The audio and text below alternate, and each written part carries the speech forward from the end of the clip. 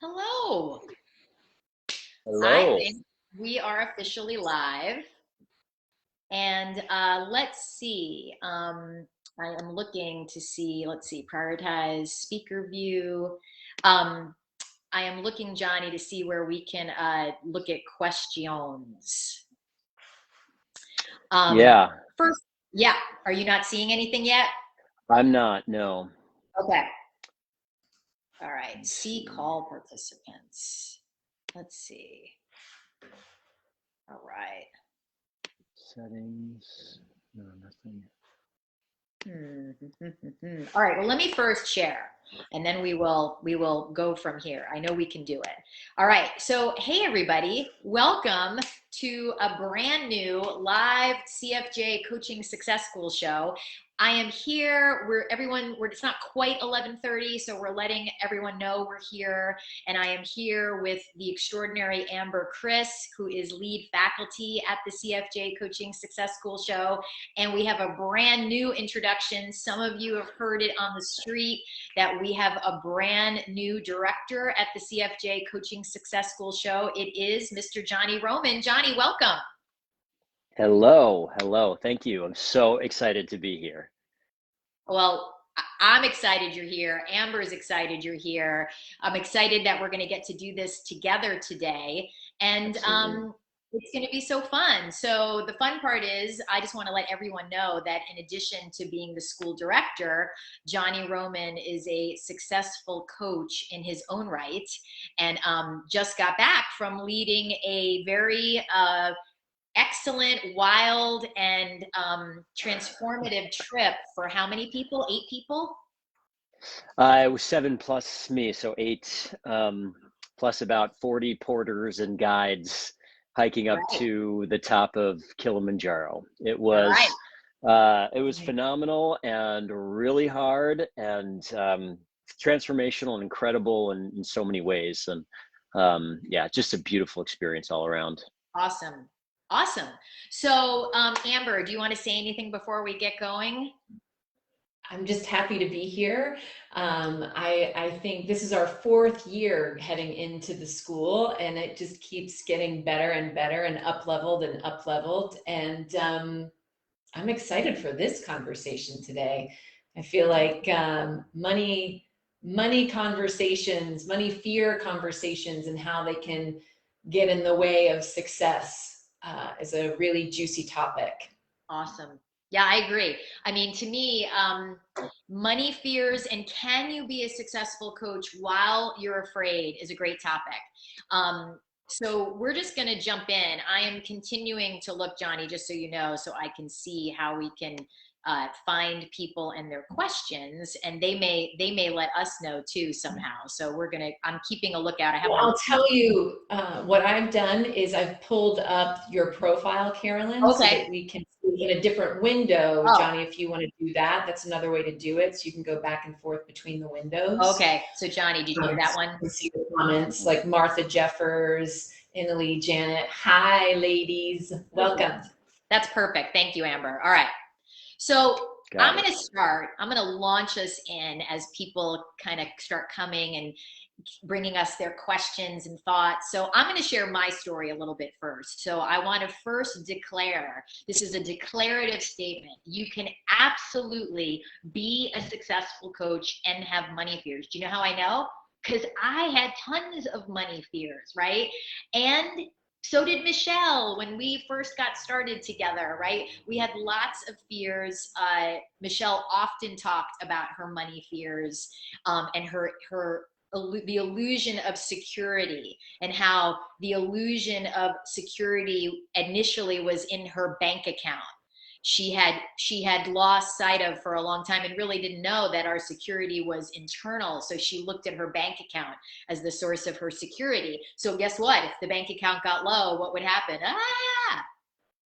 So mine weren't quite like that. Mine were more like, and I've shared this a little bit. I grew up in a house where, you know, solid middle class. I was deemed the child who was not able to add correctly.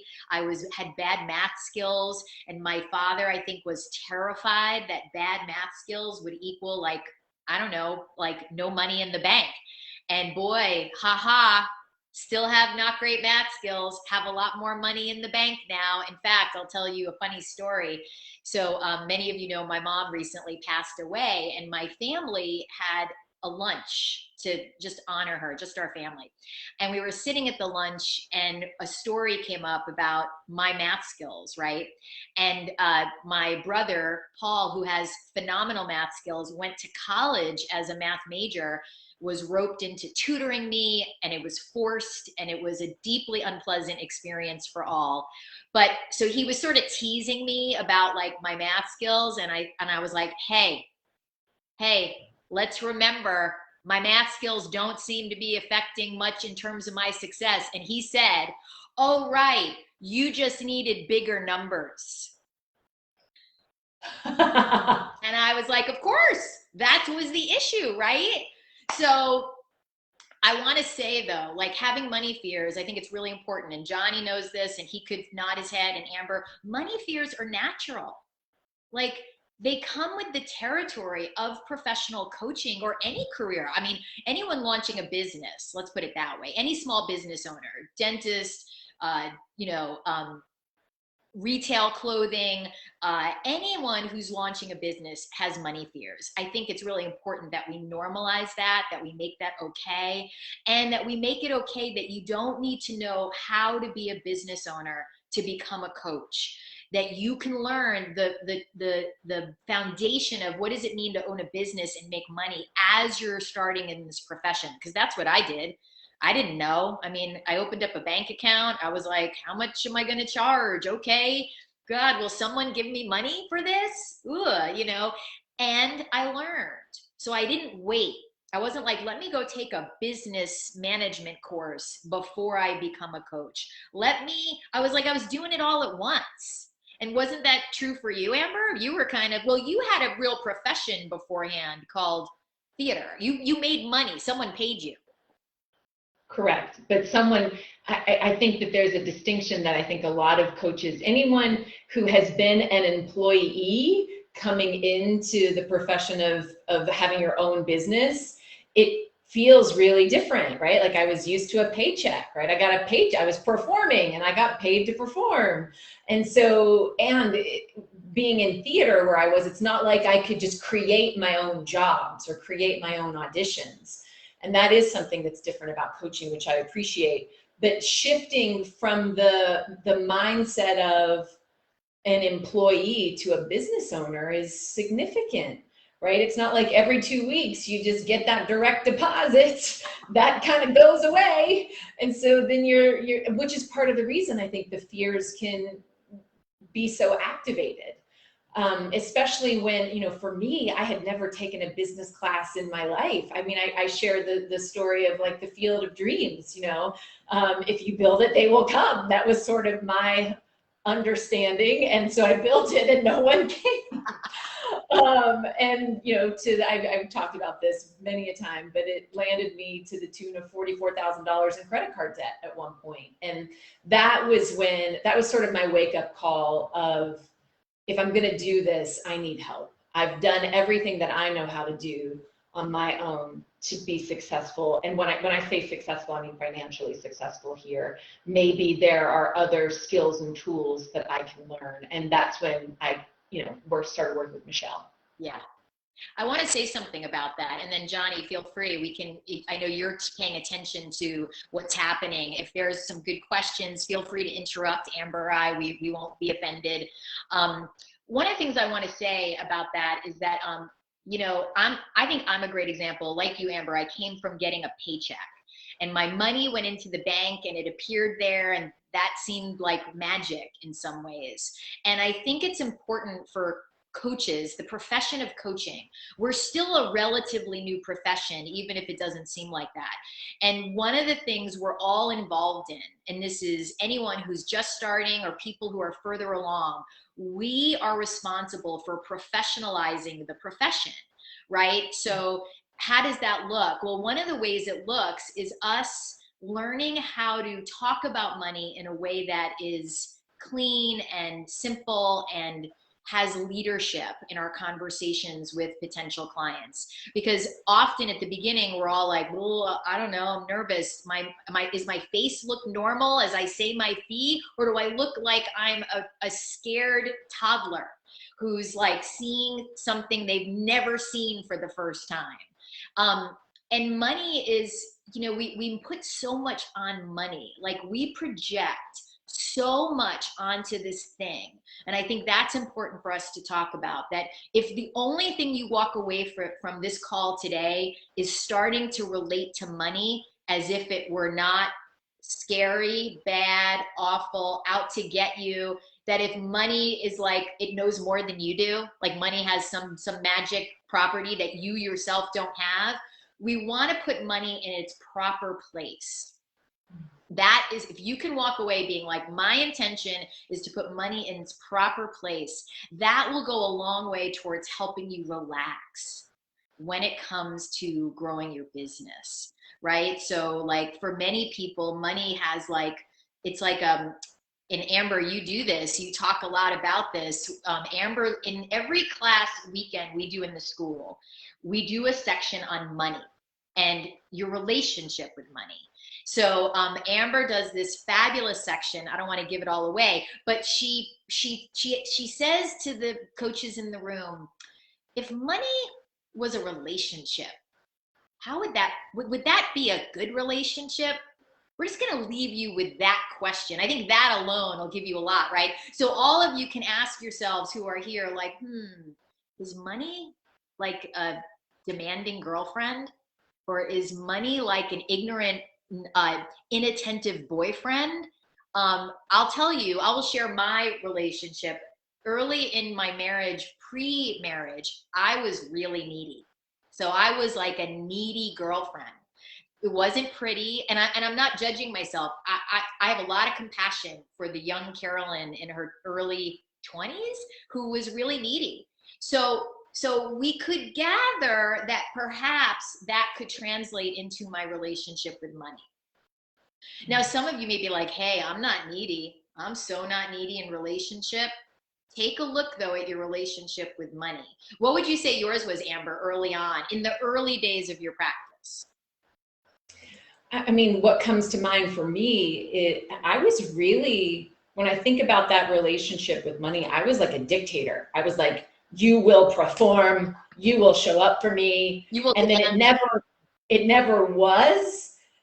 It never did show up for me. And I would be like, I'm working so hard and I'm taking all these actions, but you're producing nothing. And then I'd like beat up on it, yet wanting it. That was sort of my dynamic. Nice. I was really living inside of the definition of insanity, doing the same thing over and over, expecting a different result. Right? I was like, maybe if I just launch this 5-part training series and open the cart to the blah, blah, blah, that will be the solution. And I just kept doing that and getting more and more and more in debt. Right? So some of this is about, like any relationship, we'll just talk about it for a second. There's both parties are communicating. I wasn't listening to what money was telling me.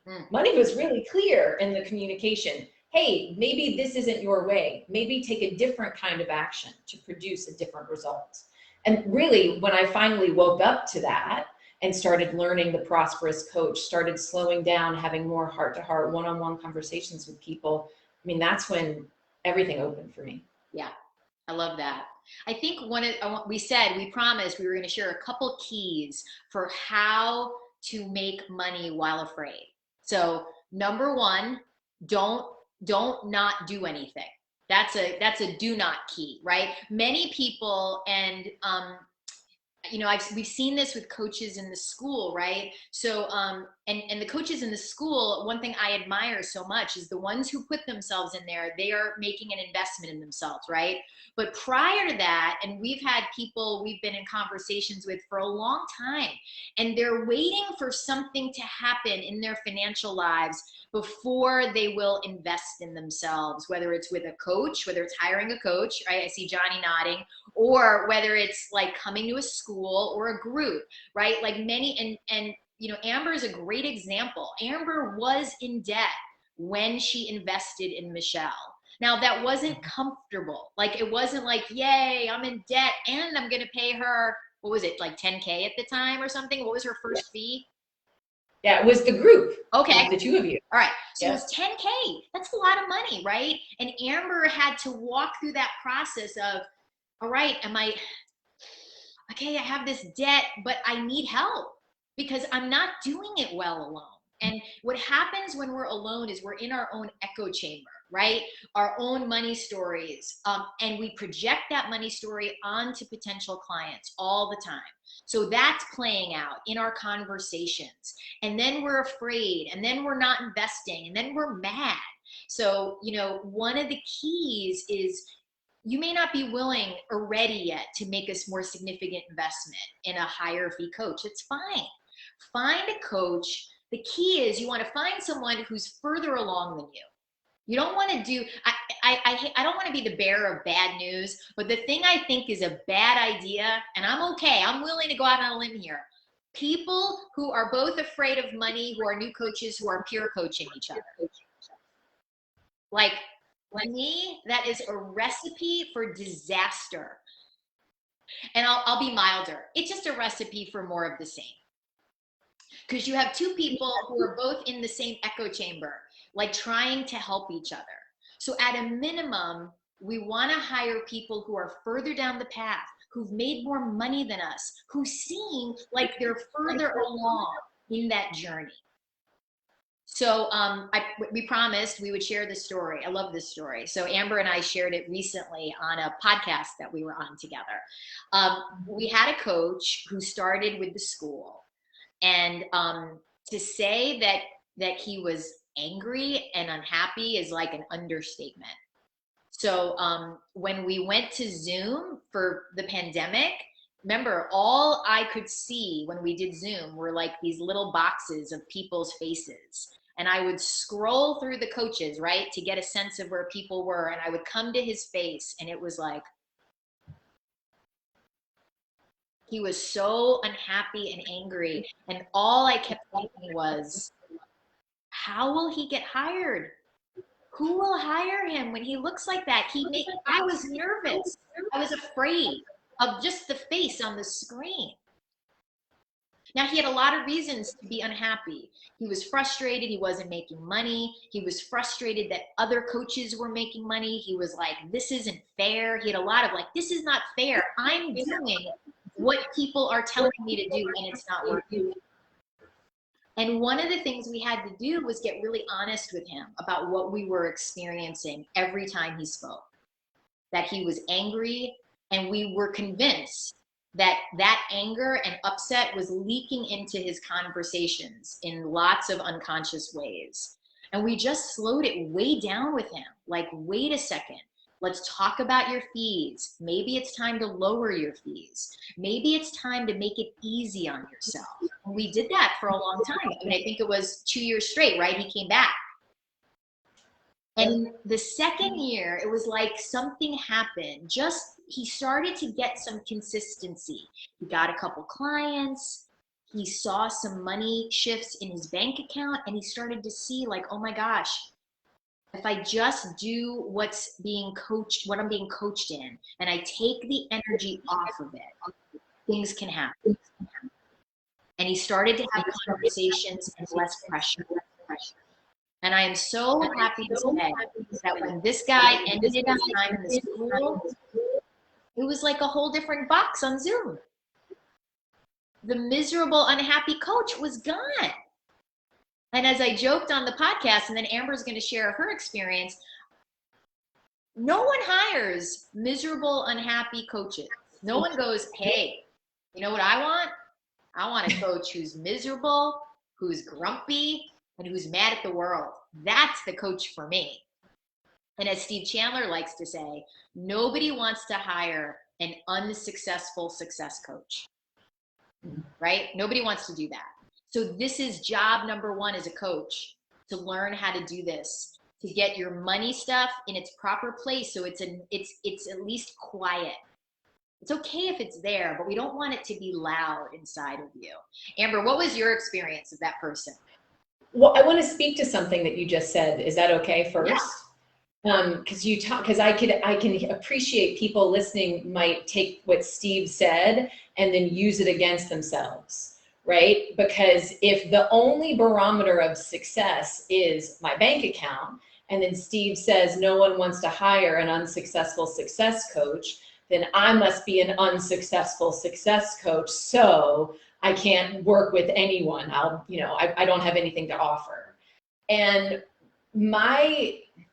if you as a coach are specifically working with people on growing their businesses, then I would say, yeah, maybe there's some more learning and some more skill there. But if you as a coach, like your bank account, you don't have to be making money. I guess a better way for me to say this is, I wouldn't make money be the only barometer for success, right? If you're a health coach, if you're a relationship coach, there's so many other, if you're a life coach, right? Maybe you haven't learned and finessed the skill of making money as a professional coach yet, but that doesn't mean you don't have other ways in which you've been very successful in other areas where it's like where you can support people. So don't listen to that word and then just be like, oh, I have nothing to share.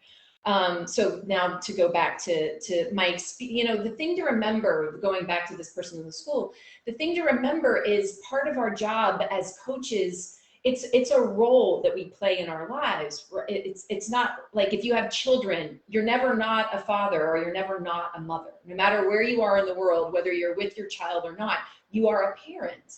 It's the same as a coach. And so as a parent, if you need to turn up the flame on your mothering, fathering, or turn it down depending on what's happening, that's always available and accessible to you.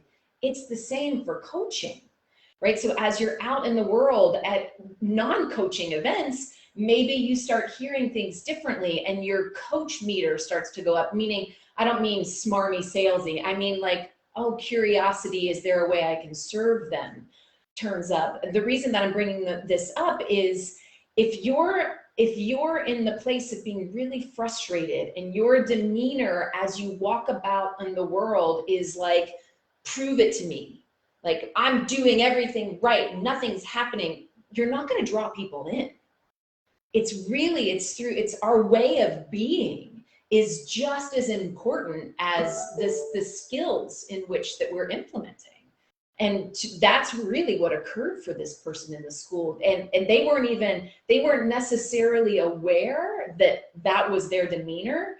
They certainly weren't aware of the significant impact it was having. And then over time, as they opened their heart more and more and more to themselves, offered more loving, opened themselves to the world, it's just, they're a completely different person and their practice is completely different. They're making multiple six figures this year. Yep. And it took time. So what we want to do, Johnny, you got something? Real quick. Yeah, before we move into something, we had a couple comments that were really great. And the gist of it, I won't read the whole thing, is that it's been really hard for them because they were very successful in previous businesses or current businesses or work that they have, and now making this transition into coaching and like trying to sustain and sort of recreate, if you will, that success, that feels really challenging and hard for people. And the comment has resonated with a few. So I just wanted to bring that up because I think it's a really important point. Thank you, Johnny. I would love to talk about that because I think that's very common. Like I was just talking about this person the other day. We had someone, and we have a number of people who come into this school out of different professions, right? And in those professions, they have professional self-confidence. We have a coach who is coming from the world of academia. And this person has been a professor for a long time, well over 10 years. And then all of a sudden, in the profession of coaching, she's a newbie. And she feels awkward and green and messy. And she got so frustrated at not knowing, let's call it the language of coaching. And I don't mean the words. You know what I wonder? Hey, Johnny, I think real quick. Are you hearing? Yeah, we're getting some feedback. Yeah, I was just going to say. It might be because do you have your volume? If you have your other Facebook open on another device, it could be because of that. I don't have anything else open, so I'm just checking. And Amber, do you have anything else open? I'm wondering if Amber's, maybe if you mute Amber while she's speaking, it Okay. could close the loop, possibly. I'm muted. You are. Okay. And then are you muted, Johnny, if you're not talking, or is that your, okay. All right, so let's see what happens. So this person, here's what happened. So she comes into the school. She's used to being a successful professor in the world of academia. And she doesn't know how to have conversations with people. She doesn't know how do you, at the end of a conversation, what do you say? And she was, it literally kept her out of action, because the feeling of insecurity, of like low thinking, of, oh my gosh, I feel so awkward, kept her out of action. It kept her out of inviting, it kept her out of getting conversations on her calendar. So one of the challenges, if you're going to come into this profession from another profession and you've had some success, is really doing two things. Number one, we want to own that success. We want to take some of that and go, hey, if I was able to do that over here, I can do that here in this job. And you want to ask yourself a question. And here's the question. How long did it take me to get successful over there? How long did it take me to learn the ways of that world, to learn how to be in that position, to learn how to be in that role? How long did it take? And what did it feel like at the beginning? Now, when I asked this person in our school that, she was like, oh my God, I didn't know how to grade papers. I didn't know how to like help students feel better in their learning. And she was like, oh my God, I've been relating to this like I should already know French. Like I should already know the language. And I said, exactly. We have to give ourselves permission to learn and to get better at this.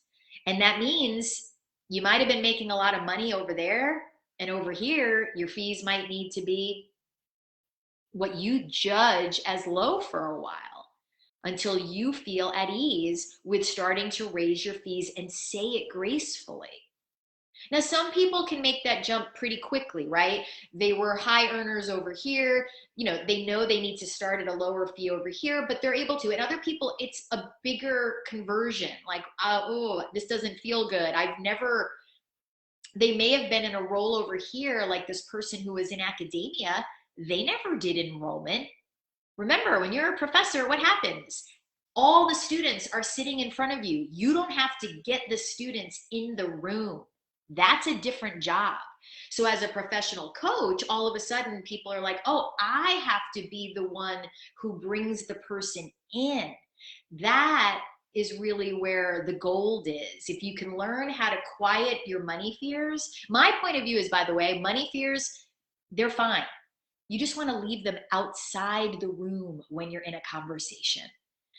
And everybody I know can do that. Any coach who's been, we've had coaches in the school who are, googly eye terrified of this whole area, like googly eyes. Like we have to like go, okay, breathe, breathe, breathe. We have paper bags that we give people.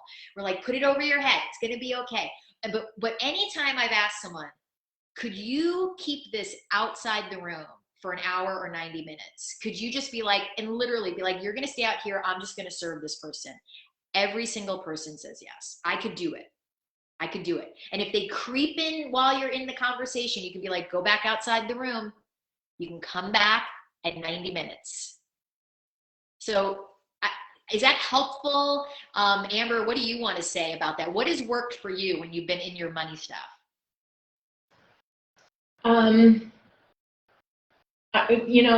What was present while you were sharing was this idea that there's the client and the coach.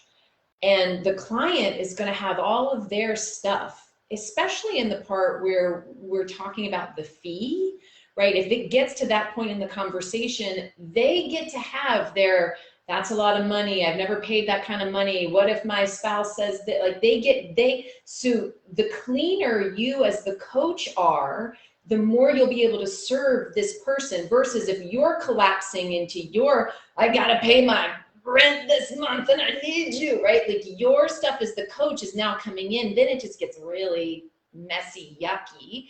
And so that's why I think what you're talking about, Carolyn, is the number one key, which is working on, first and foremost, your own inner relationship with money, so that it can be more neutral, right? You may need, you know, I love Steve Chandler's, you may need money, but you don't need this person's money, right? The person that's directly across from you right now, you don't need their money. So for the moment, that part that's needy and wanting money can just be out of the room for a little bit. And when you do that, you'll hear things differently and you'll see things differently, which will support you in serving more deeply. That's what was really present, was that idea of like, I want to really do my best in this setup to be clean so that I can really more deeply serve. Yeah. And then as far as I just say, like, accept the fact that you're going to be a beginner. Like, your ego is going to take a bruising. My ego did not like that at all. And it fought me for a long time. And I will tell you, the longer that you let it fight, the more it will inhibit your progress. Part of the reason, it took me 4 years before I finally was like, okay, I surrender. I'll try something different. Don't be like me. You know, that's what I would say. Yeah. One of the things I want to share that I found really helpful, certainly at different junctures of my practice, is, and this just happened. I have a coach that I've coached individually, and last year she had, I think it was 7 in a row of people who said yes and then backed out. 7 in a row. Now, that's not fun, right? And that's some good game film, right? Like, really slow down and go, what was happening at those points in the conversation? Was there enough testing of the yes? Was there enough of like leading in the close in terms of, let's talk about how you're going to handle payment? But here's what was interesting. 7 people went away, but these 2 other people came forward, and the coach created these new kind of packages for these 2 people, and these 2 people said yes. When the coach came to their session, they were so down in the dumps about the 7 and their poor leadership and their poor management. And I was like, but can we pause and talk about the 2 wins? Can we pause? And this is one of the things I see with coaches at various junctures. It's like we hit a low point, maybe where our bank account is low, maybe we need to get back out and turn up the flame, but we're so focused on what is not happening. And if we have a little win, like this coach was like, yeah, but that was a small package. And, you know, I was like, whoa, like, the antidote to having people say no is acknowledging wins when they occur. That is one of the antidotes, because what happens is, inside of us, if we keep just pushing away the small wins, the big wins, it's like the part of us that wants to get up and work for us doesn't really want to. It's like we need to be our own champions, right? Like, look, that's why I have a coach. Even I can get like, oh, this happened. But I have a coach who's like, hey, wait a second. Look at what you just accomplished. Like, can we just acknowledge that? Like, everybody needs that. And at a minimum, we need to start doing that for ourselves in this profession. Baby wins are important. I love that. The distinction you're also speaking to, Carolyn, which I love, speaks to that idea of, you know, so many business owners equate success with financial success. And financial success comes through also process or growth wins, right? So maybe I got a no, but I asked a question that I've never asked before. That's a win. Maybe I got a no, or I didn't get this client, but I led this workshop. That was my first time doing that, right? So everything from inner and outer wins that aren't, another thing that will help neutralize the relationship with money is not making it be the end all be all, right? Like, I'm only winning if I have 7 yeses, or if I have money in the bank account. Starting to count the wins that aren't financially related is really important, because the financial wins are also built upon those other inner and outer wins. Absolutely. One of the other things I think is an important key that I wanted to share today for anybody, it's like money begets money. So let me talk about this key. So money begets money. So if I get one tiny client, like that starts to increase momentum. So when a coach says to me, yeah, but they're only paying $500 for 3 sessions. I'm like, no, no, no. You want to ride that wave and get your next person who's going to pay $500 for 3 sessions. We want to, there's that term when bikers bike behind someone and they, I forget what it's called. It's like this thing where you catch their wind and it helps you. So we want to really use that. So one of the things that I see coaches do, and we all have money fears, so let's just handle that. So it's not like there's every coach at every stage of the game has a moment where it's like, uh-oh, what if this is a fluke? I know coaches 5 years in, they're like, what if it was a fluke? What if like I did well for 5 years and it's all gonna tank now? And that's a big one for the first 3 years. What if it's all like, what if this is all made up and I'm gonna wake up and I'm not gonna have anything? So just know that's a common thought. But one of the things that needs to happen is we need to start acknowledging and allowing money to increase. And that means we need to be in action. So I'm a fan of coaches who are starting, and if they don't have a big buffer in a bank account, if they don't come with like, you know what, I've saved 3 years of salary, I'm ready to go solo, I'm doing this. So they don't have that pressure over them to like get the rent money. That's not an easy road. Coaches, and people do it. I mean, coaches who fly without a net, they have very little in the bank. Psychologically, I was not someone who, and Michelle was like, I would never do that. She was all about, no, no, no, I don't fly without a net. That's not okay. But look, many of you know Rich Littman's story. I mean, he went and, I don't know, he was on an island and charged people $1 each. And then all of a sudden he had $400. So some people psychologically can tolerate very little money in the bank. You need to know yourself. You need to know like, oh, I can tolerate $5 in the bank. I'm good with that. And some people are like, oh no, I can tolerate what's your minimum you can tolerate in the bank?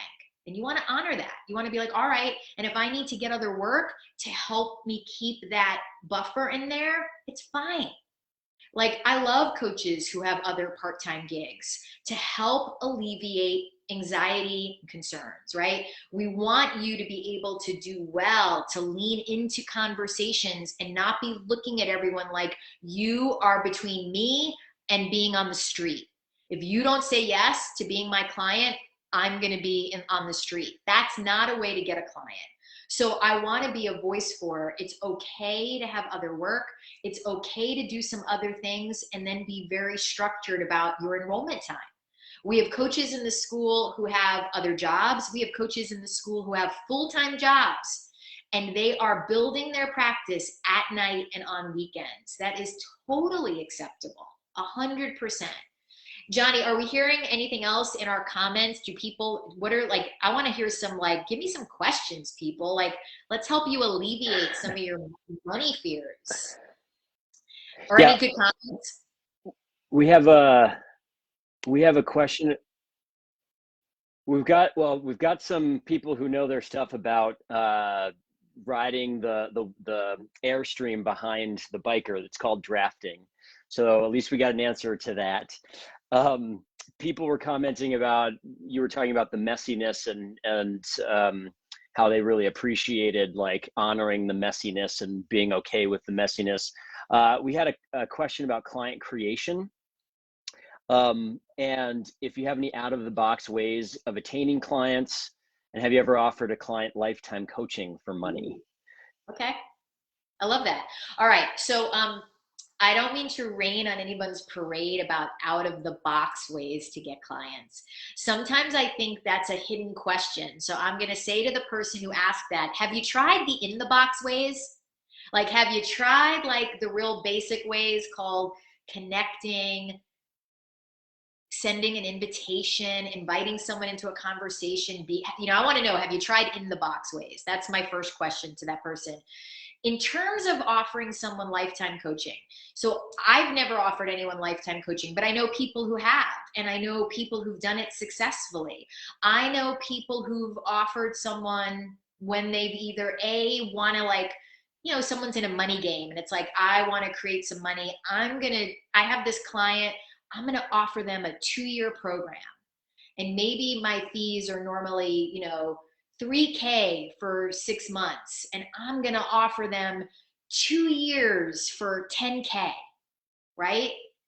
I mean, that's conceivable, right? Like, I wouldn't say do it with 10 people, but at the beginning, I mean, if I was like, hey, I want to do something here, I want to create some momentum. I've seen people do that successfully, right? And had fun with it.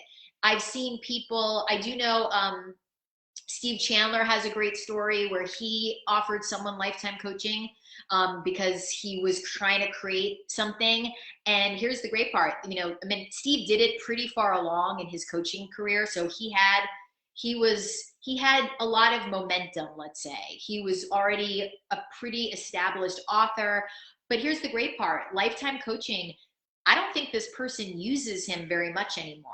I think people get nervous, like, oh my God, lifetime coaching, I'm going to have to talk to someone every other week till I'm 97. What if I'm done? Like, what if I can't, what if I've lost my ability to talk? What do I do? It won't happen. It won't happen, right? Like, this person I know occasionally goes to him and says, hey, can we do a session? And obviously Steve makes himself available, but this person is not abusing the lifetime contract. So that's important to know. But I think that can be really fun. Out of the box, I mean, I think what's important to know is, to me, out of the box could mean, where are you meeting people? I think that's a worthy exploration, right? So we have a coach in the school who's going to be in this year's school, and he is like, he does biking, he does running, and he's in these like biking and running clubs.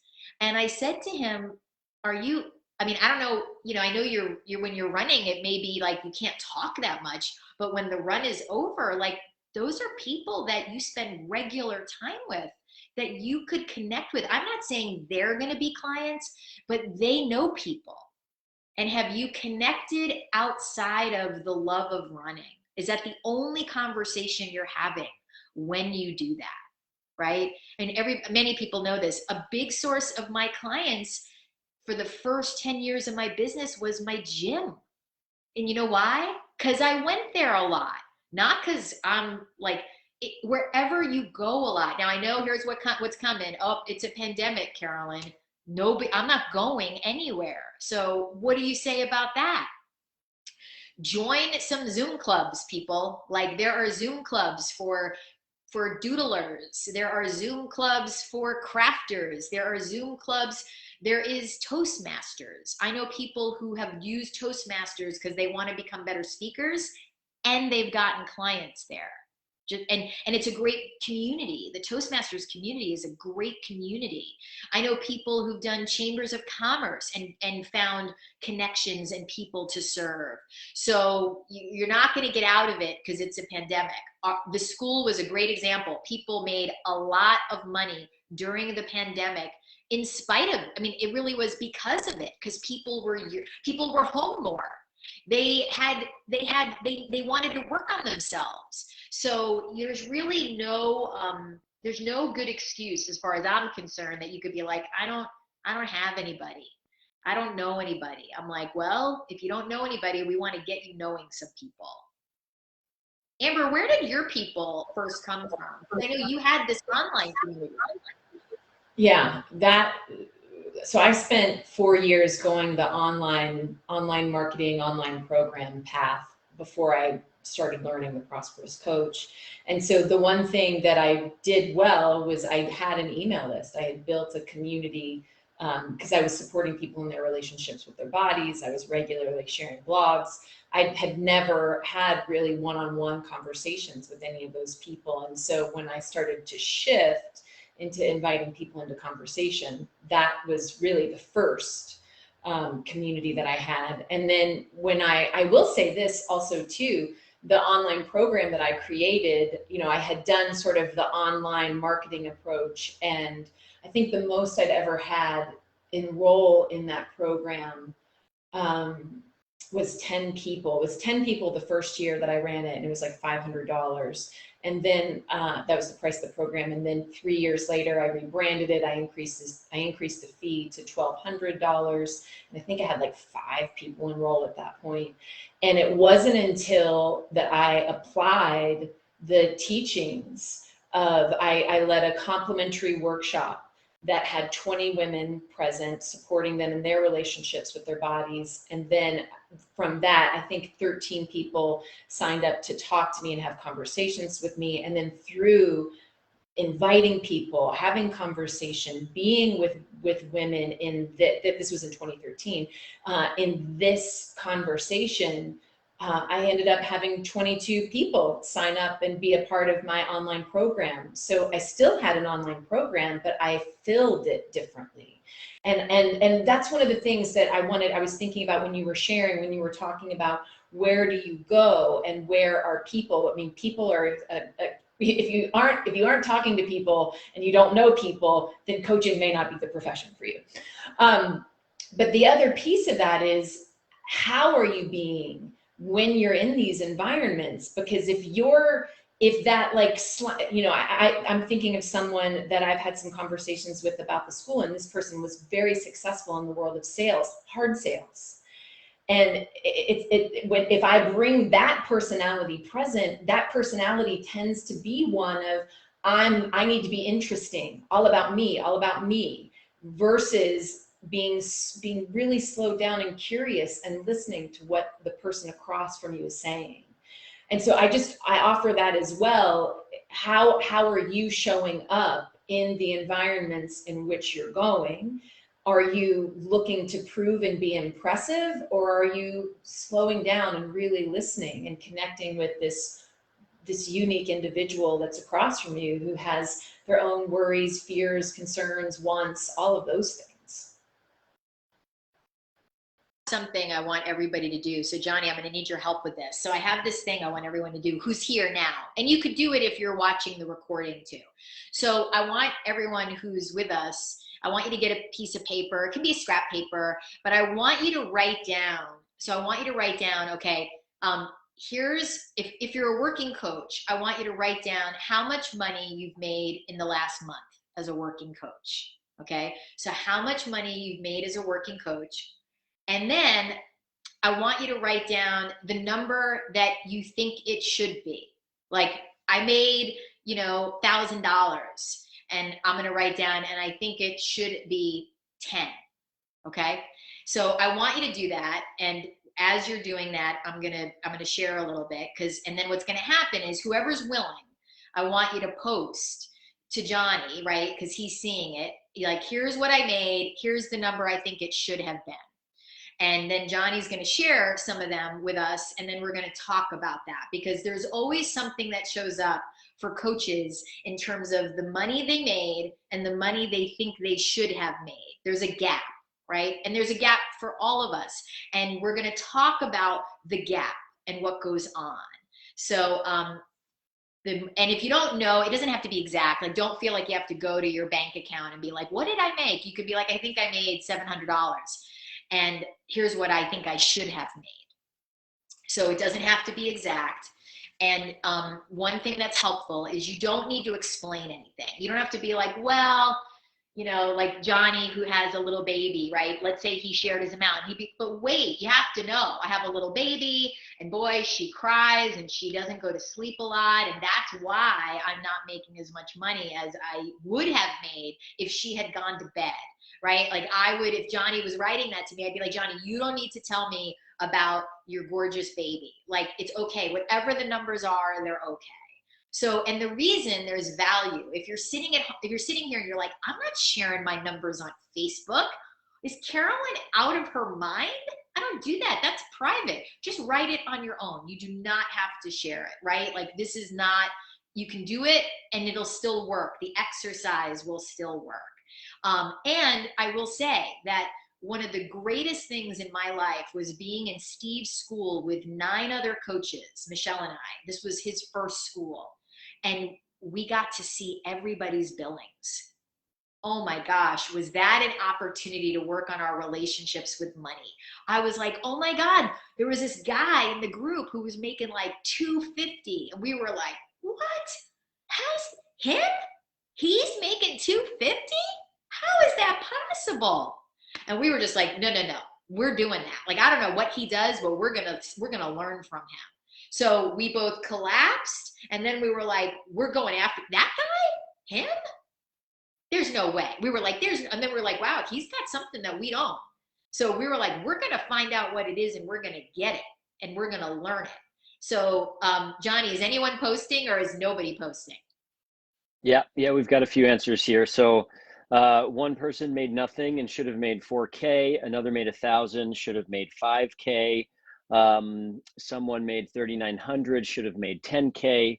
Another made 3.5K, and their goal was 3,600.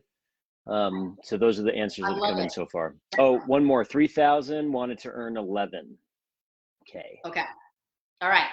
So we're going to talk about this now. Remember, we're not like, and some of you who shared your numbers. So first of all, bravo, shared your numbers. That is a huge win. I acknowledge you. So one of the questions you can ask yourself is, what's that bigger number based on? When you have a should, like I should have made this, is that based on previous months? Like I've made that much in previous months, the higher number, therefore why aren't I making it now? That's one thing to look at. If you have no track record of that higher number, one of the questions you can ask yourself is that higher number 50% believable for me based on what I'm doing? Right?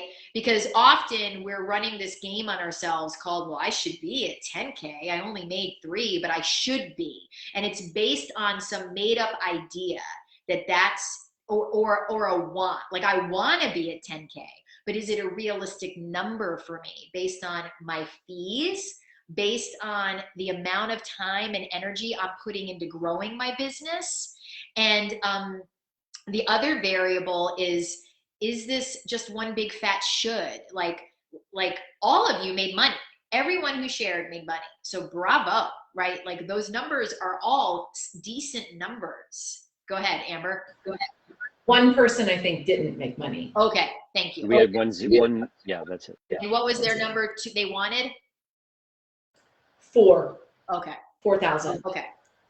So look, Amber can share about this. I can share about this. Having monthly goals is really valuable, right? I think it's helpful, but I think they have to be looked at in a context of, are my goals based on my current experience as a coach? Are they based on a 50% believable model? So one of the things we teach in the school is we want your numbers to be 50% believable. Now, said another way, they can be 50% unbelievable. But I'm going to share this money story with you. So Michelle was having all this stuff about her numbers. Like she would look at them every week and she was like, I'm not here. And she'd be like, Carolyn's ahead, or then I'd be behind. And Steve, it was like it never ended. And Steve finally said, enough. I don't want you looking at your numbers once a quarter. You're going to look at your numbers once a quarter because you're using them as a weapon against yourself. Week to week, month to month isn't as important as quarterly, because, and this is not true for everyone, but I'm sharing this story to make a point. We want to use numbers. I love the people who shared their numbers because you knew them. I can't tell you how many coaches come into the school and I'm like, first thing up, we want to know what you made last year. And a couple of people are like, I don't know. And we're like, you got to know. Not to shame yourself, not to make yourself wrong, but we're business owners now and we want to know what we made. So you want, the fact that you even knew them, that's a win. But you want to look like, is this number that I said I should have had, is that based on prior months where I've achieved that? Then okay, maybe there's something that occurred and we're going to talk about that. If you've never made that higher number, the question to ask is it 50% believable that I could make that number in a month?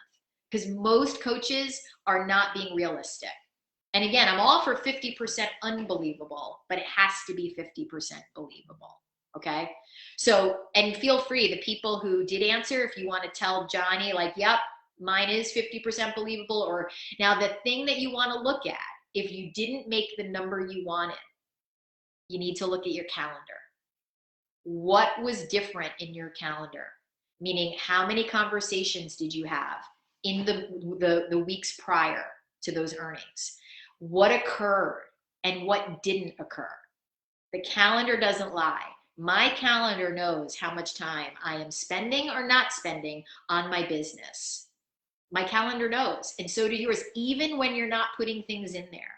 You know, you're like, well, I'm not putting, I did do stuff. If you're doing stuff and you're not putting in when you're doing stuff, I invite you to challenge yourself in these next couple of weeks. Like, I'm going to put in the time I spend on my business.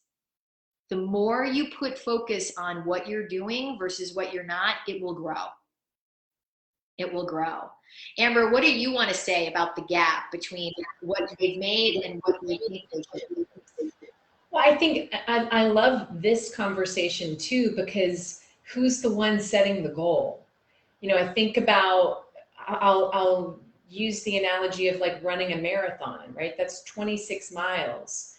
If I've never run before, if I'm like, I think this would be a great way to get in shape, but I've never run before, and then I sign up for a marathon, and then I don't go through regular training to support myself in preparing for it, it's probably going to be a torturous experience. And I think the way the mind works is, you know, this is just me personally, right? The ego's like, yes, you want to get in shape. Running's a great way to do that. Sign up for that marathon. It will motivate you. But then there's suddenly this 26-mile thing that I'm going to have to do. And the closer the date gets, the more fear comes up. What if I don't? What if I don't make it? That's so big. What was I thinking? The same can apply to money goals. If you're a newer coach and you're just learning some of the new skills and you've set this monstrous month goal that you've never gotten near before, those fears are going to intensify. And so to me, it really is about, you know, everything that Carolyn said. Who's the one setting the goal? What's realistic for me given my life? I'm thinking about a story of a student who was in the school last year. She is a new mom, or a newer mom. I think her daughter was around three or four, and her bandwidth was really very small. You know, her husband was the main breadwinner in the household, so she was a main caregiver of the child, and so she only had pockets of time. And some of our conversations were really about, you got to slow your roll. Like, you can't be comparing yourself to the person who's working 40 hours a week on their coaching practice, because that's not the circumstances that you're in your life. So rather than a $10,000 goal for the month, maybe it's a $2,000 goal for the month, right? Something that feels a little bit more doable. And so here's the other piece of this is, if we're not really conscious when we're setting the money goal, it really is so easy for the ego to take that and run with it and then beat you up with it. And that when we get into that terrain, it doesn't serve anybody. It doesn't serve us. We're not making any progress. We're not serving our clients. We then start saying, I'm the unsuccessful success coach. And, you know, and then we have to recover by like 2 weeks and get back into action again. Versus, let me just set something that feels like a stretch, just a small stretch, and then, because that number will grow. Donnie, did anybody share based on what we're talking about? Yeah, a few have commented that their goals and what they should have made was believable for them. And Chantel said she had made 3,000, wanted to earn 11. And when you were talking about the calendar, she said, it's true, the calendar knows I wasn't putting in the same amount of time as I usually do. So it's, yeah, people are connecting with it. Well, one thing I want to say, for those of you that said, no, the goal I had was 50% believable based on past experience, based on anything. So let me share. I have had plenty of months where I did not earn what my goal was. Plenty. Over the course of my career, which is now well over 15 years, I have had plenty of months where I was like, I should have been at 10. I should have been at 12. Easily. And I wasn't. And I could always, first of all, if I stayed in the game of growing my business, meaning getting into conversations, serving people, finding people to serve, connecting, being in the world and making the world about other people, my numbers always went back up. So often we can scrutinize, right? And I asked you to, so it's not like I'm like, what's wrong? Why are you focusing on a month? I asked you to focus on a month, but we want to really look at a month in the scheme of a year is a really different thing.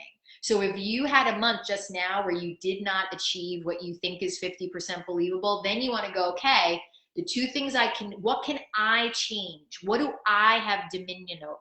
We have dominion over how much we're connecting, and we have dominion over how much we're serving. That we have dominion over, because we can find places to serve. And that's where you can get outside the box, right? You could be like, well, where have I never served before, right? You know, I mean, I don't do this now, but if I was starting my business, or even if I was in the first 5 years of my business, you can know I would be serving a lot more at my daughter's school in various ways. So there are groups that are meeting online, parents about various things. If I was in like, I need to grow my business now, I would be in those Zoom groups, not stalking people, because nobody wants to be stalked, but I would be there genuinely connecting with people and finding out what they're up to and just being in places. I mean, some of this is really just about being in places. I went out the other night, a coach that I use, my fitness coach, she had a fabulous small birthday gathering where we all went and played miniature golf, because who doesn't want to play miniature golf? Especially like when you're in your 50s, it rocks. It's a great birthday. And then we went out afterwards, but miniature golf. And there was a handful of people. And one of the women who was there was somebody I knew from the gym like 10 years ago. And she and I started talking. And she said to me, I was like, oh, what are you up to now? And she was sharing with me, and she's in a role in her business where she has to learn new business development. She's like, I have to start being able to bring in business to this business. And I was like, oh, well, you know, are you open to reading a couple books? Like, there's a couple books I could say to you right now that could be really helpful. And she was like, yes. And I gave her the name. She ordered them right on Amazon, right as we were standing there. And then I said to her, now look, start with those. But if you really want to have a conversation around like what it could look like to grow yourself as someone involved in new business development, like I'm happy to do that. I know people, I have coaches in my world who could do that with you, who are really good at it. And she was like, oh, that would be amazing. Now, I did not go to that event with an intention to find a client or to serve. But the moment she started sharing, I started serving, because that's what I'm going to do in the world, right? That's my job. So if you're willing to really be in that place, it's like, and really be like, all right, I'm going to look at my calendar and I'm going to find new spots to serve people, to show up in groups. I'm going to find some Zoom groups to hang out in and just connect. Things will start to shift. I'm curious. I was gonna say, is it okay if I break down the story you just shared for a second? Because I think that's helpful. Yeah. So that what Carolyn just shared is such a great example of, she is a coach, no matter what, like she wasn't planning on meeting someone new while playing putt-putt, right? And just through her listening and through this person sharing, it naturally came out. So she remembered, I'm a coach. Oh, I might be able to serve here. I certainly have some ideas for some books. Now, the one thing that I want to break down in all of this is Carolyn had a history with this person. This person wasn't someone new, right? That she's just met on this night saying, I'm a coach, I could serve you. That's sometimes I think where people can go a little off on what we're talking about here. They're hearing a story like that, then they're at a party, they meet someone new after 5 minutes of conversation, and then they're like, hey, if you want to have a conversation, that I want to speak to that, because that's like, remember the days when we would go into the retail store and you'd walk in and the salesperson would be like, welcome, can I help you with something? No, no, right? Immediately, no. I'll let you know if I want help. Because humans we have a natural sales resistance. We are afraid of being sold to. And so if that person were completely new, Carolyn may or may not have said some of those things. Carolyn's been doing this for a really long time, but I wanted to speak to that, because it is nuanced, and it's certainly recommending a book could be really great no matter what. But when you start to move someone and invite them into a conversation, there are some subtleties to be considering. Yeah, thank you for that, Amber. I definitely, if I did not know her, I might not have even done the book. I mean, I might have just been like, oh, wow, really? And I might have said, I have a really good book that could be helpful if you want, before we say goodnight. If you give me your email, I'll send it to you. Like, I might have just done that. I can't say definitely. I almost certainly would not have invited her. It would really depend. She would have had to have been more like, if she'd leaned in and been like, what do you do? And, if there had been that, I might have, but I agree with you 100%, Amber. Most coaches tend to jump the gun too quickly and invite too quickly. We don't focus on the muscle building of nurturing someone, of really slowing down and connecting. This is a business of relationship building. So obviously, one of the things you're here to do today as coaches is build your relationship with money. And one thing I want to say, I want to come back to this. Money is a tool. That's all it is. It's a tool. It's not a loaded gun. It's not like a sharp knife within which we use it to hurt ourselves. It's just a tool. And sometimes we're going to have more, and sometimes we're going to have less. And the more we can neutralize our relationship with money. And a great question that I've heard Amber ask people is like, if money could speak, what would money say to you about how you treat it? Like, would money be like, you're such a good friend, I so appreciate how kind you are to me? Or would money be like, you're mean to me, you don't even look at me, you ignore me? And that was really where I was at. Like, I was like, la, la, la, money is over there, too scary, must use numbers, don't want to. Something scary will happen if I look at money. And so part of my learning over the years has been like, let's look, let's see what's happening there. When I was in Steve's early school and we had to show our billings, we were doing weekly reports. And not only did we have to show our billings, everybody out of the 9 people all saw each other's billings. And at first I was like, oh my God, oh no, this is so hard. I don't like this. I had so much attached to what people thought of me and the money. And so some of it was really desensitizing. Like, I was like, they don't care. They were more focused on their numbers than they were on mine. And my numbers, by the way, just so everyone knows, there's no secret, they were not impressive. They were 0, 0, 0, 0, 0 for many, many weeks, because I was in a full-time job. And part of my intention was that I was going to leave that job, but I wasn't going to be like out of the gate, like getting people on my calendar. So I was like 0, 0, 0, 0. Michelle was making more money than I was. And then here was this guy pulling in 250. It was appalling. I had so many feelings. I was in so much judgment, but over time, it was like a 9-month group. It was like, hey, it was like, it didn't matter. Like, money was put in its proper place, called, I knew what I was up to. I was intentional in what I was doing. So part of the opportunity around money is to get intentional, to be like, all right, so for that person who was like, hey, my number for the month was believable. It wasn't 50% unbelievable. If I was coaching you or Amber was coaching you, we'd be saying, well, let's slow that down then. So let's look at, I want to know what made that number believable. Did you make that in prior months? Or is there something else going on that makes you think that number is believable? And how do we recreate that, right? Because if we did something before, we can do it again. That's just a given. So that's another thing. If those of you are like, well, I only made $700. If you made $700, you can make it again. See, that I know. It's like if I got one client, I can get another. And for those of you that are at the newer end of the game, if you've already gotten your first 2 clients, hallelujah. You never have to get your first 2 clients again. You've done it.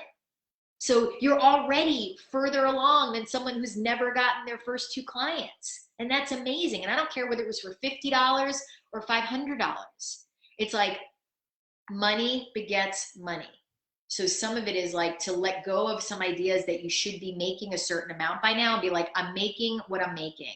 Let's see what else I can make. Johnny, what are we hearing from people? Well, we haven't had any new comments or questions, but just in relation to something you were sharing earlier that relates to what you just shared now was Claudia was saying that she just really appreciated how open you were in your sharing, because she was throwing herself under the bus about her money and what she was making and things like that. So it was super helpful for her to hear your story. And Jennifer loves the idea of making it 50% believable. Yeah. That's where she wants to start next year, because she just really likes that idea. And Jennifer, I would invite you to start now. So the next webinar that we are going to do, and that's going to be a webinar, a Zoom webinar that you are going to have to register for. And that will be with myself and with Amber Chris. That'll be with Steve Chandler, Stephen McGee will be there, and Tarita Preston, our newest faculty member, and of course, Johnny. That one's going to be about creating your 2022. Sorry, I'm in like a bad year. 2020 is like etched in my mind, so I apologize for that. 2022, it's going to be about creating your 2022. And you're like, well, yeah, but it's like September. The webinar is going to be in October, and guess what? Like, now is the time. It's like, we want to be thinking about what am I going to create in the last 3 months of 2021 and move into 2022. So Amber, one of the questions, or one of the things I thought it would be so helpful for people to hear you talk about, it's like, what was the turning point for you with the debt? Like, something happened, right? Like, at some point you were making investments in yourself in coaching, hiring Michelle, being in our group, but you turned the corner. And my experience of you now is that you invest in yourself regularly. Like, none of those same anxieties and questions are present. So what was the turning point? I mean, I would say the debt was a significant motivator for me. I was really, when I sat and had a conversation with Michelle for the first time, I didn't know anything about the Prosperous Coach. I didn't know anything about an enrollment conversation. And here I am in one. And, you know, I'm like crying and I'm like, I can't afford you. And I had $25,000 in credit card debt. Fast forward a year and a half, 2 years, I'm at $44,000 in credit card debt. And that was really my wake-up call. The first thing that I did was what you talked about earlier around looking at my relationship with money. That was first and foremost. I had spent too many years, I was really sort of living in la la land.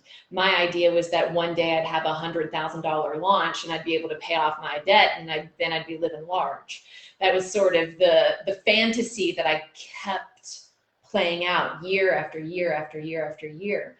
And then that number woke me up to, hey, you know, how much more are you willing to keep playing the way that you're playing? You know, maybe there's a different way to play here. And so that's when I started working with Michelle, and I was more committed. My commitment to getting out of debt was bigger than my fears. It's not that I didn't have them. I had them, but I was more willing to fall on my face, to look like a fool, to have, I mean, I think I've shared the story on these webinars before where I like argued with someone about, they were thinking about hiring me as their coach or investing in a bike. And I was like, why would you invest in a bike? You know, I just did things really poorly, but I was trying, like I was in it. And so, and I think just through the learning, and it really helped to me having someone further along to say, next time try this, or did you ask that question, or don't forget about this piece. How I was very invested in the mastery process.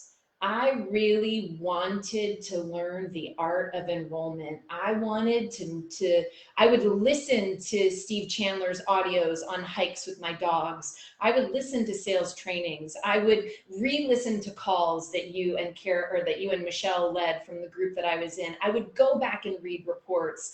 I would reread. I kept emails where Michelle gave feedback on certain things to go back and to be like, oh, right, this applies here. I really was committed to learning leadership and professional self and what it meant to serve.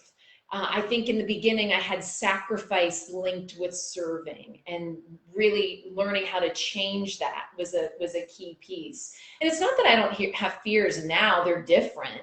You know, I think fears are naturally a part of the process. Anytime that I launch something new, it's like, oh God, is someone going to come? What if nobody comes to this? What if this is a big failure? What if this new package that I think is really fantastic totally bombs? What if, you know, it's like, welcome to being a business owner. The fears will change. They'll have a different name, but they will be with you the whole time. So befriend them. I love that. And I think you said something really important, Amber, that you got really committed to the mastery process. So I want to slow that down. I posted in Facebook, I think it was yesterday or the day before, about the salsa story, the salsa dancing story. One of my favorite parts in that story. Wait, I'm sorry. If you haven't read that, that is a really fantastic post. Yeah, it is. It's a good post. I love it. It's a fun post. But what I love in that post is something that Stephen McGee, who's a coach who's on the faculty at the school, said, since when did easy become so popular? I love that question. Since when did easy become so popular? And I think the journey to becoming a really strong earner as a coach is a path to mastery, right? Because you need to learn, what does that look like? What does making money really mean as a professional coach? Because, you know, as Steve Chandler says, our bank account can be looked at in the context of how much we're serving, right? How much we're serving.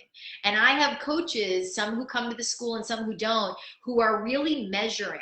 They're like, well, I already gave that person 2 conversations, and they have a lot of measuring stuff going on. And in my experience, when I was in measuring, I wasn't making money. Like it's like, Michelle, and people would ask Michelle, you spend 2 hours with someone in a conversation?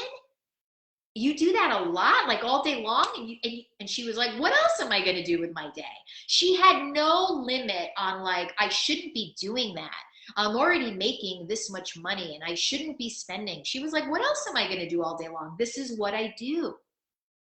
Now, so I think it's really important that as we talk about money fears, we can't separate that out from, am I willing to take those money fears and allow them to be over here while I get really committed to learning how to enroll and grow my business? See, Amber, that was the turning point for her. She made that more important than her own shame or feelings about the debt, right? She could have put a lot of focus on the debt, and she did for a period of time, right? And I understand it. Debt can feel really scary, and it can feel there's all this stuff in it. But when we turn our attention to learning something and getting good at it, right? Getting really good at it. And this is a profession where the only way, in my experience, that you get good at it is through great coaches and great groups and schools and things like that, that like, I'm more committed to getting good at this than I am to being scared, right? Because being scared it's temporary. It's temporary. I think I don't know if you remember, I still remember this video from 2013 or 2014 in your group. It was Ira Glass talking about taste versus talent. I think that would be great to share with people.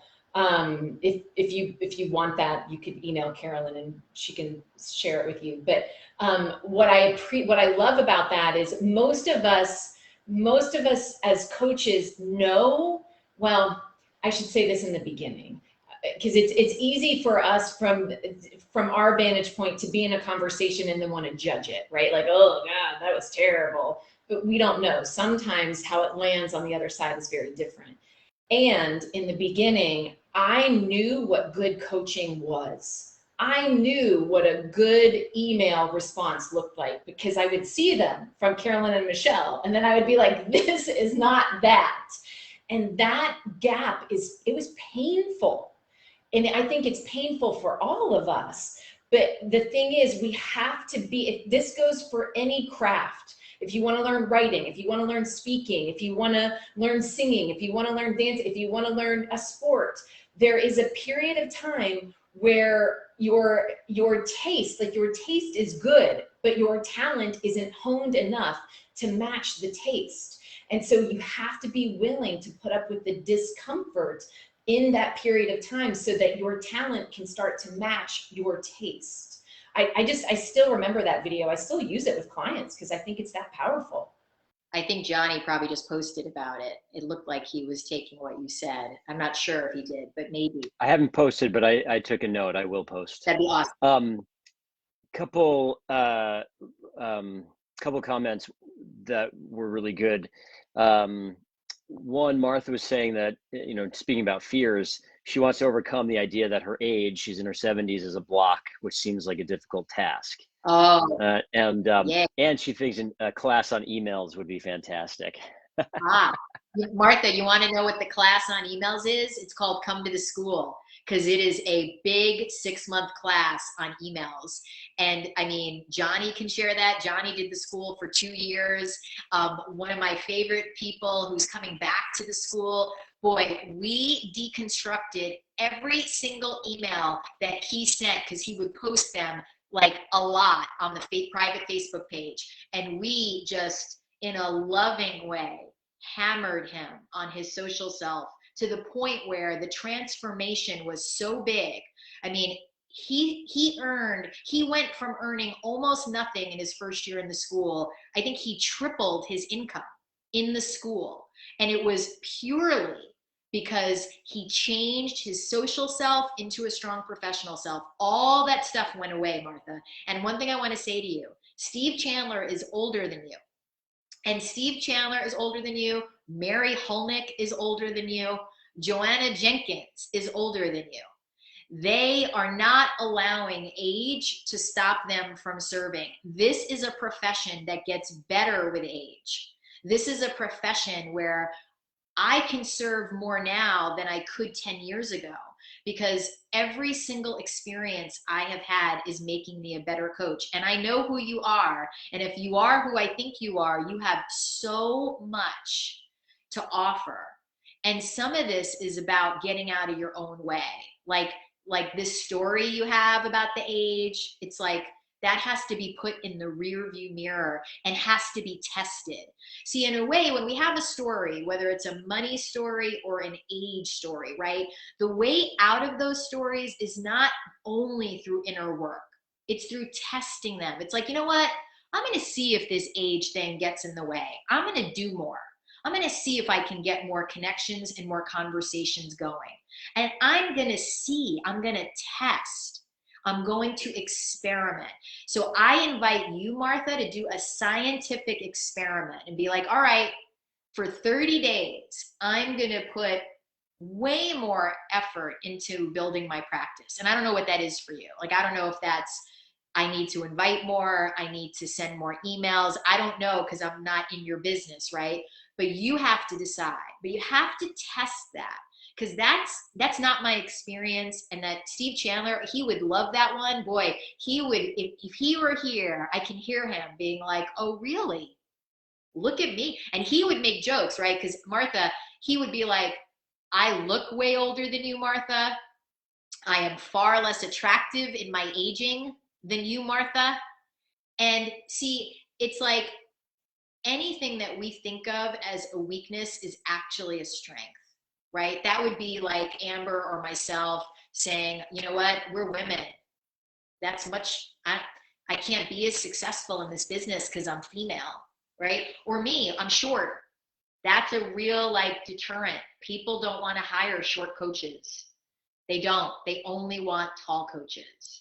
It's like, I've tested that. It's just not true. It's just not true, you know? So, and people who are parents, right? Like our person in the school who had a young child who was like, oh, are people going to want to hire me because there are people who they want to be with her because she's so honest and real about the challenges that come with motherhood. So I offer to you that your age is your greatest strength if you're willing to convert it into your greatest strength. And your email class is awaiting you, Martha. Pamela was asking which school you're referring to. She wasn't clear. Wondered if you're talking about Steve's school or your school. No. I love Steve Chandler, but Steve Chandler's got nothing in terms of email game the way I do.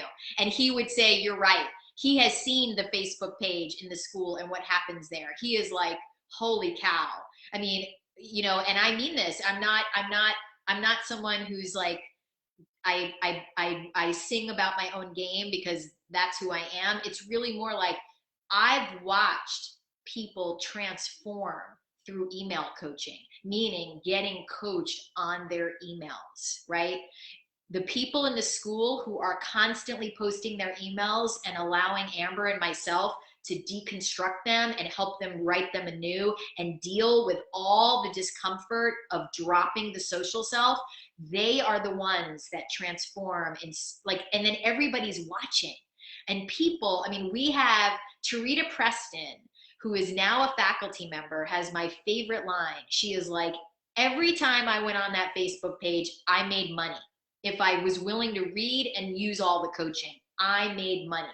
So that's what's available. And it's so important. So it's not like, oh, come to my school.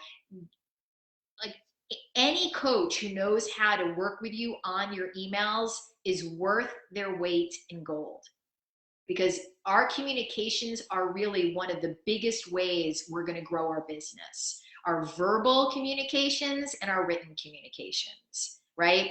So, you know, we're going to be almost done here in a few minutes. If there's any burning questions about making money while you have money fears, we want to answer them.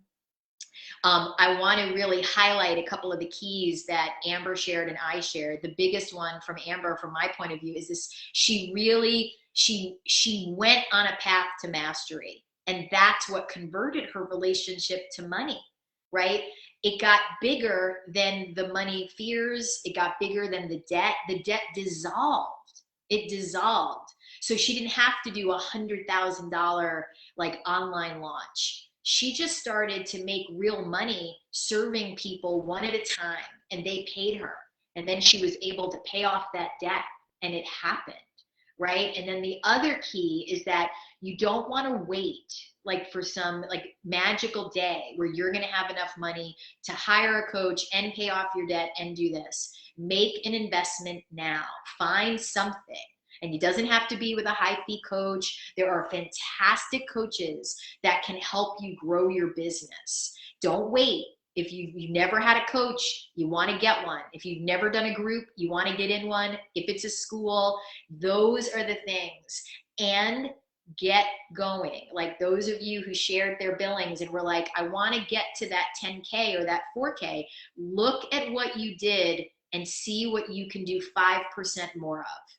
5%. Be like, all right, I only had this many conversations and I made this much. For the person who made nothing, first of all, no big whoop. I got way more nothings in my history, way more. But like, go, okay, so what did I do that I can increase by 5% and see what happens? Be willing to run an experiment over the next month, or let's say till the next webinar, which is going to be, I think it's October 19th. I will double check, but I'm pretty sure that's when it is.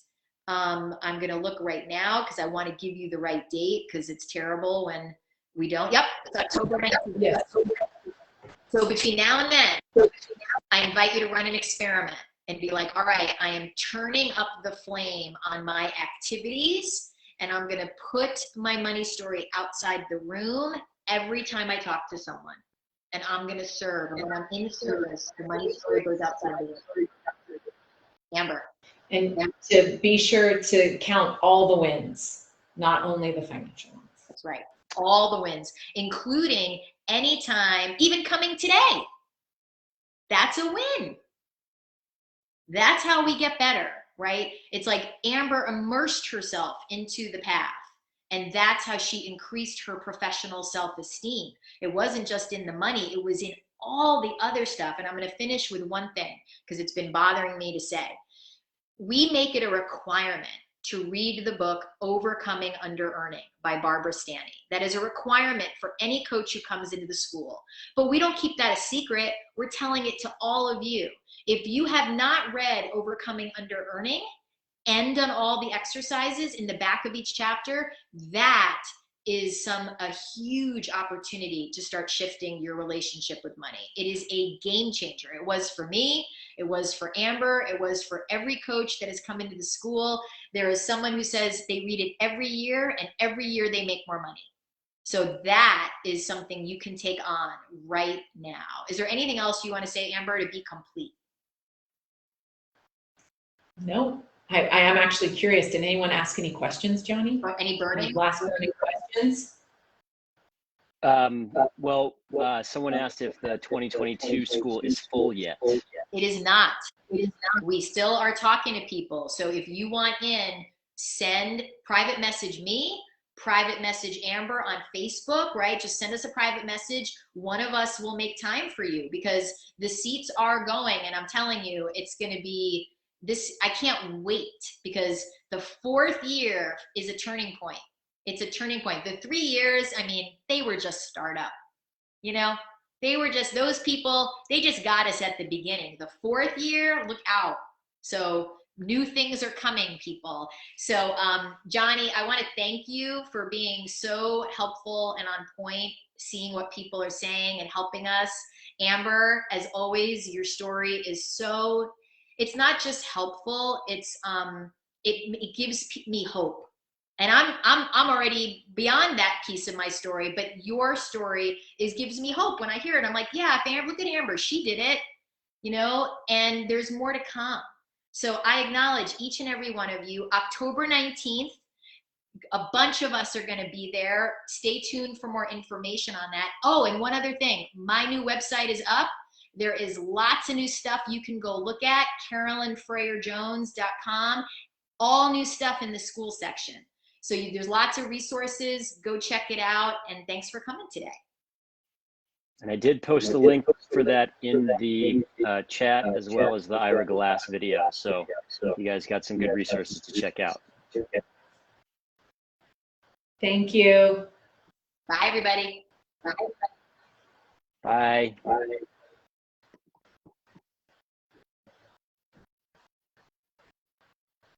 Wait, I think we're still live. It still says